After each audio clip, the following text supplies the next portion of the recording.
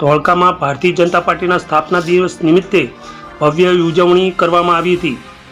ધોળકા ભાજપ કાર્યાલય ખાતે પાર્ટીનો ધ્વજ ફરકાવી પંડિત દીનદયાળ ઉપાધ્યાય અને ડૉક્ટર શ્યામપ્રસાદ મુખર્જીને પુષ્પાંજલિ અર્પણ કરી મગિયા બાપા સીતારામ મઢોલી સુધીની પદયાત્રા કરી ત્યાં આરતી કરવામાં આવી હતી।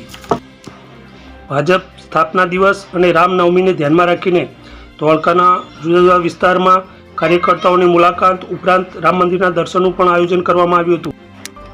પાર્ટીના આ 46મા સ્થાપના દિવસે યોજાયેલા કાર્યક્રમમાં ધોળકાના ધારાસભ્ય શ્રી કિરીટસિંહ ડાભી ઉપરાંત ધોળકા શહેર સંગઠન પ્રમુખ સુનિલભાઈ પટેલ, તાલુકા સંગઠન પ્રમુખ વિષ્ણુભાઈ પરમાર, મહામંત્રી કિરણભાઈ પટેલ, યશવંતભાઈ મિસ્ત્રી, નગરપાલિકા પ્રમુખ Ashokbhai Makwana, media incharge Kanubhai Parmar, JD Patel તેમજ ધોળકા શહેર ભાજપ મહિલા મોરચાની બહેનો, કાઉન્સિલરો, પાર્ટીના કાર્યકર્તાઓ અને હોદ્દેદારો ઉપસ્થિત રહ્યા હતા।